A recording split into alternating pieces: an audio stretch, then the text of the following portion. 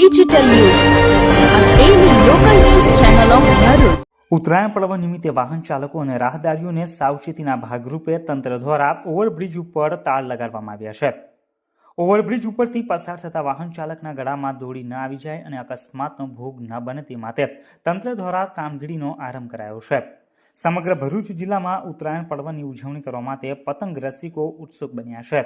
ત્યારે તંત્ર દ્વારા પણ વાહન ચાલકોની સાવચેતીના ભાગરૂપે ભરૂચના ઓવરબ્રિજ સહિતના અન્ય વિસ્તારોમાં લોખંડના તાર બાંધી અનોખી રીતે સાવચેતીથી રાખવામાં આવી રહી છે, જે કામગીરી આવકારદાયક કહી શકાય તેમ છે.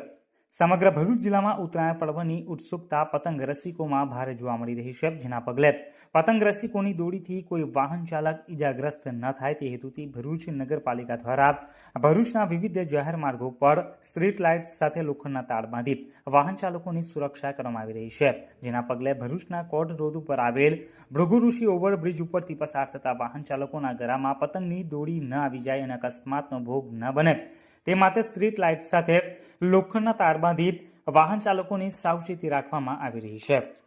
નમસ્કાર. આવનાર મકર સંક્રાંતિના તહેવાર નિમિત્તે ભરૂચ નગરપાલિકા દ્વારા અનેકો વિસ્તારોમાં તાર બાંધવાની કામગીરી શરૂ કરવામાં આવી છે, જેથી કરીને ભરૂચની જનતાને કોઈ અનિચ્છનીય ઘટના ન બને તેની સાવચેતીના રૂપે ભરૂચ નગરપાલિકા દ્વારા આ કામગીરી જલ્દી પૂરી કરવામાં આવશે. અને મારી ભરૂચની નગરની જનતાને હું નમ્ર અપીલ કરું છું કે મકર સંક્રાંતિના તહેવાર નિમિત્તે જો તમે બહાર નીકળો તો પોતાની સાવચેતીના રૂપે મફલર કે હેલ્મેટ પહેરીને નીકળો, જેથી કરીને અનિચ્છનીય ઘટના ન બને.